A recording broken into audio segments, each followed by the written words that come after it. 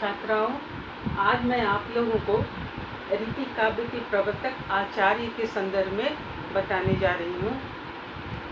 रीति काव्य के प्रवर्तक कौन, इस पर एक चर्चा आपके सामने प्रस्तुत कर रही हूँ। ध्यान दीजिए। हिंदी साहित्य इतिहास का संबंध 1700 से 19 तक का जो 200 वर्षों का कालखंड है, रीतिकाल की संज्ञा से अभिहित है। रीति निरूपण से संबद्ध ग्रंथों की बहुलता के कारण ही इस काल का नामकरण रीतिकाल पड़ा। यद्यपि रीति शब्द के संदर्भ में विद्वानों के बीच मतैक्य नहीं है। अलग अलग युगों और ग्रंथों में इस शब्द के अलग अलग अर्थ रहे हैं। हिंदी में रीति शब्द का अर्थ विद्यापति के समय से काव्य रचना पद्धति तथा उसके निदर्शन शास्त्र से है।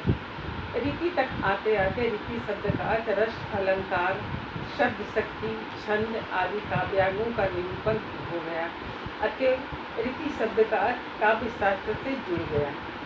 हिंदी में रीति शब्द का तात्पर्य काव्य शास्त्र के सिद्धांतों पर आधारित लिखे गए काव्य या ग्रंथ से है। रीति का इस दृष्टि से विशिष्ट अर्थ है छंदों के साथ अथवा अकेले उनके आधार पर लिखा गया काव्य।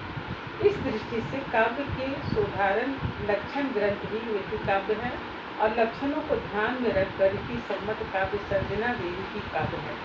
शुक्ल जी का यही मंतव्य है, जिसने लक्षण ग्रंथ रचा हो वही रीति काव्य नहीं है, बल्कि जिसका काव्य के प्रति दृष्टिकोण रीतिबद्ध हो वह भी रीति काव्य है। आगे देखिए। रीति निरूपण का उद्देश्य वस्तुतः कवि जन को काव्य सृजन के लिए शिक्षित करना है। काव्य लक्षणों के आधार पर काव्य सृजन के लिए रीति विषय ग्रंथों का प्रयोग इसी उद्देश्य की पूर्ति के लिए किया गया। रीति काल में यह परंपरा इतनी तीव्र गति से प्रवाहित हुई कि भक्ति काव्य की धारा मंद पड़ गई। रीतिबद्ध कवियों ने अपने लक्षण ग्रंथों में प्रत्यक्ष रूप से रीति परंपरा का पोषण किया। रीति सिद्ध कवियों की रचनाओं में भी परोक्ष रूप से रीति समाहित हो गई। यहाँ तक कि रीति मुक्त कवियों की रचनाओं में भी कवित्वपूर्ण पद्य रचना एवं वैशिष्ट विद्यमान हो गया। संपूर्ण रीति साहित्य में रीति की यही परिपाटी चलती रही।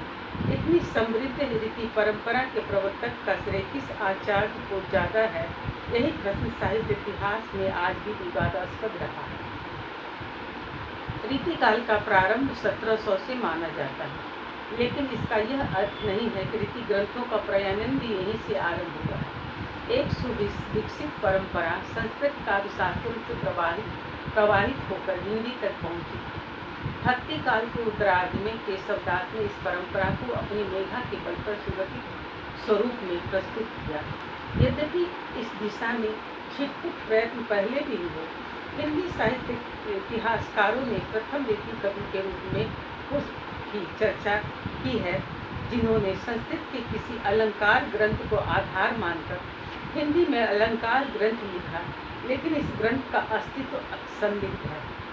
अगर यह ग्रंथ सामने आ जाए तो वह न केवल रीति काव्य का अपितु हिंदी का प्रथम ग्रंथ होने का श्रेय प्राप्त कर सकता है, लेकिन यह तो भविष्य के गर्त में छिपा हुआ है।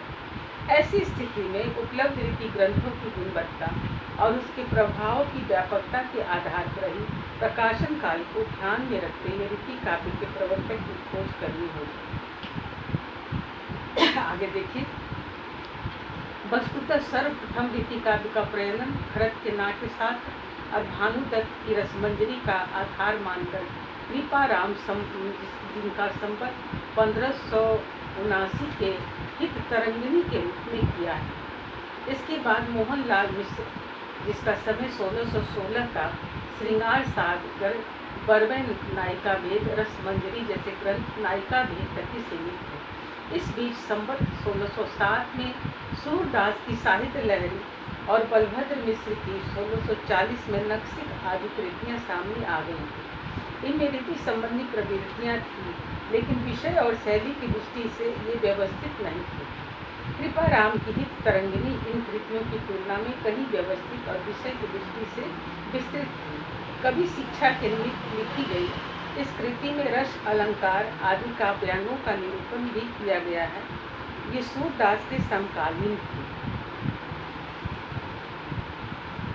चिंतामणि का जन्म संवत 1666 के आसपास है।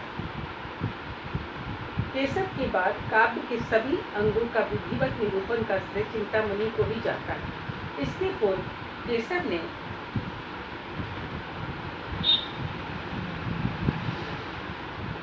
इसके वास्तविक हकदार केशव दास थे। केशव केवल रीति परंपरा के प्रवर्तक नहीं ठहरते, प्रत्यक्षतः रीतिकालीन साहित्य में उपलब्ध होने वाली अन्य प्रमुख प्रवृत्तियों के प्रवर्तक आचार्य ही नहीं है, बल्कि हिंदी रीति काव्य की रसवृत्ति के प्रतिपादक भी हैं। अतः इन दोनों दृष्टियों से केशव का महत्व अक्षुण्ण है। चिंतामणि का जन्म काल 1666 के आसपास है। केशव के बाद काव्य के सभी अंगों का विधिवत निरूपण का श्रेय चिंतामणि को ही जाता है। इनके उपलब्ध ग्रंथों में कवि, कुंतल और पिंगल इनके आचार्य का साक्ष्य है।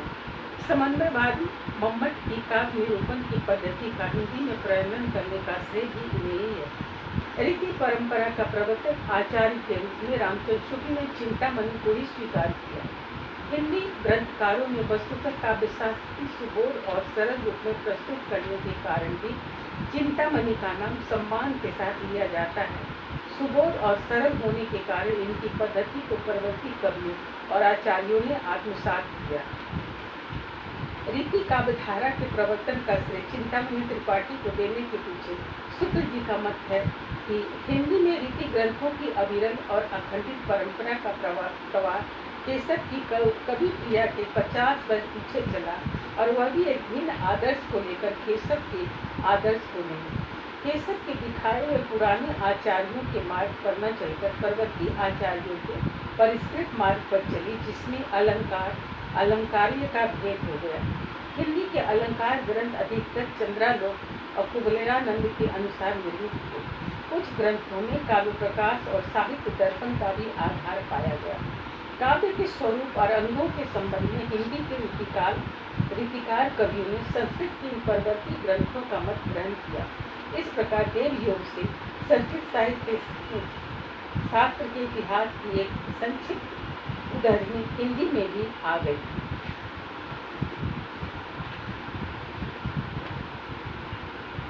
यह सही है कि केशव दास का जीवन काल भक्ति काल में आता है और उनके द्वारा लिखे गए ग्रंथ भी इस युग के हैं, लेकिन 50 वर्ष पूर्व अगर केशव ने रीति ग्रंथों का प्रणयन कर दिया तो इनके ग्रंथों की रीति परंपरा से बाहर करने का औचित्य क्या है? क्या चिंतामणि त्रिपाठी को यदि आदि आचार्य को प्रमाणित करने के लिए ऐतिहासिक सत्य को अनदेखा करना उचित है? जहाँ तक हिंदी में रीति ग्रंथों की अविरल और अखंडित परंपरा का प्रवाह केशव की कवि क्रिया के 50 वर्ष पीछे चलने का प्रश्न है, नए शोधों ने इस धारणा को बदल दिया है।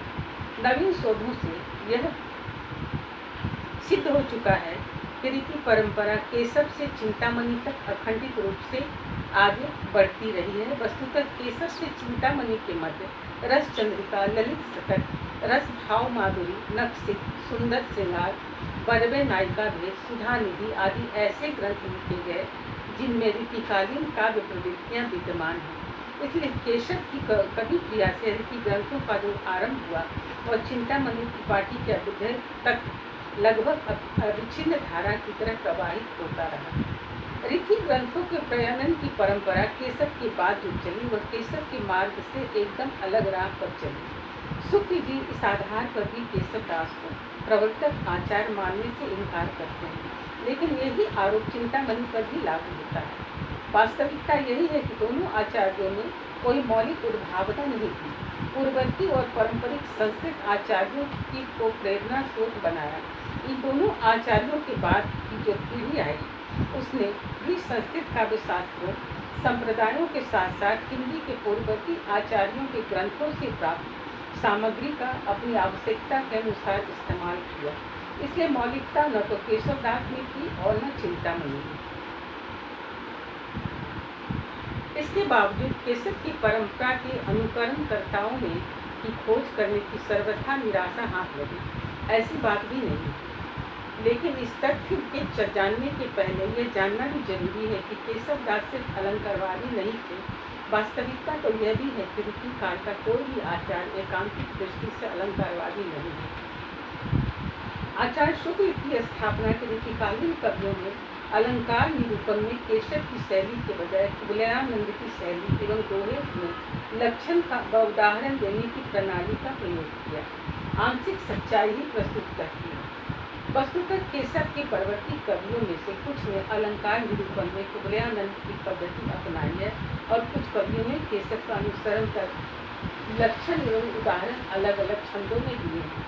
मतिराम की ललित ललाम, भूषण की शिवराज भूषण, रघुनाथ की रसिक मोहन, बुलह की कवि कुल कंठाभरण, प्रताप सिंह की अलंकार चिंतामणि आदि कृतियों में केशव की प्रणाली ही अपनाई गई। इसलिए केशव दास की आदर्श का अनुकरण नहीं होने पर आरोप भी सत्यता की कसौटी पर अब खरा नहीं उतरता। शुक्ल जी ने एक और सवाल उठाया है, केशव को पर्वतीय रचनाकारों ने स्मरण क्यों नहीं किया? देव और भिखारीदास जैसे पर्वतीय कवियों ने केशवदास को अपना श्रद्धा सुमन अर्पित किया, इसलिए इस आरोप में भी बहुत कदम दिखाई नहीं देता। केशव को पर्वतीय रचनाकारों ने स्मरण किया है, इस दृष्टि से चिंतामणि को उपेक्षित नहीं करना चिंतनीय है। अतएव डॉक्टर बहिदत्त मिश्र की इस दृष्टि का हम सम्मान करते हैं कि रीति शास्त्रीय परंपरा डालने वाले सबसे पहले रीतिशास्त्र के आचार्य केशव दास ही हैं, जिन्होंने भाषा के कवियों और आचार्यों के सामने हिंदी काव्य रचना का एक नवीन मार्ग उद्घाटित किया। हाँ, तो आज मैं आपको रीति काव्य के संदर्भ में अपना वक्तव्य दी हूँ कि रीति काल के प्रवर्तक आचार्य कौन है।